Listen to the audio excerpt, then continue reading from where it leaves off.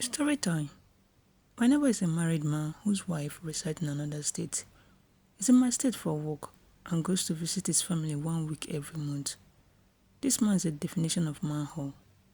The only difference between the man and hookup girl is that she gets paid while he's doing the paying. Man will follow anything that wears skirts. I have met the wife once when she came to visit with their 2 children, 2 handsome boys that were a carbon copy of their mom. I honestly do not know what that woman sees in the man because she's like 10/10, while the man is like 3 on a good day. The fact he never hid this thing, even though everyone knew he was married, was what disgusts me the most.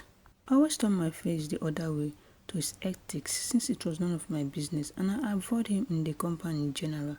One day he came to my house in the middle of the night with a half-dressed girl.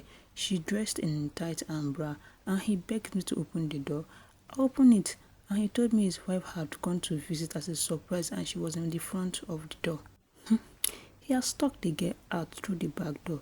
He begged me to let her stay over at my place since it was already too late for her to leave. The girl lived in the next town and could not get home that night. I told him immediately I would not be doing such thing, that I should find another way to fix his problem. This is getting interesting. Just then we saw his wife through the corner, coming to the backyard since he did not answer the front door. And I started trying to push the girl inside my house. I began to beg continuously. I started shouting, and before we knew it, people in the compound started coming out to see what was going on. This one, no hiding place for the wicked. First, let's continue.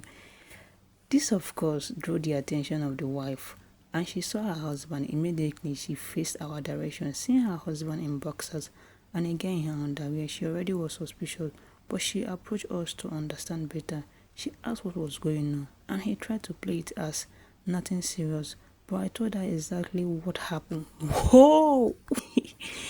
The sounding slap that followed was satisfying, and I replay it in my head every day.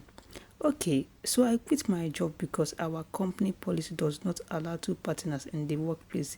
Gave up my promotion for you, and even had no issue with moving to another state so you can follow your dream, just for you to do this, right? She yelled at him angrily. Everyone was just watching with a dropped jaw. It was like a movie scene. She turned to me, "Thank you very much for opening my eyes. For the past years, my uncle has been trying to get me to accept a job offer in Australia, but I've been refusing to go because I'm a married woman, not knowing that my so-called husband was out here living like a bachelor. I just have one request. Can I stay in your house for night?" Of course, I agreed immediately. She stayed the night, and early the next morning, she left for Abuja. She collected my number and promised to keep me updated on what happened afterward. Right now, she's getting ready to leave the country with her children, and they are getting divorced. This crazy man actually tried to attack me a week after this. He came to my apartment with a knife and tried breaking down my door. But at the same moment, my fiancé and his friend came into the compound and saw him. One of my fiancé friends is a soldier, and immediately mobilized my neighbor and pinned him to the ground. He was taken to the custody for several days. I have to beg for him to be released because they already told me that they deal with him big time for trying to hurt me, and what he did is against our compound policy, which stated that assaulting a fellow tenant will result in being served with quick notice. So yeah, he's gonna move out of this week. In the meantime, I'm staying with my fiancé. In the compound, true, there are some people that are blaming me for ruining the man's family. According to them, the man lost his wife, his kids because of me. I still do not think I did anything wrong. In fact, I feel he deserves everything that is going through now. But I'm willing to hear what people have to say.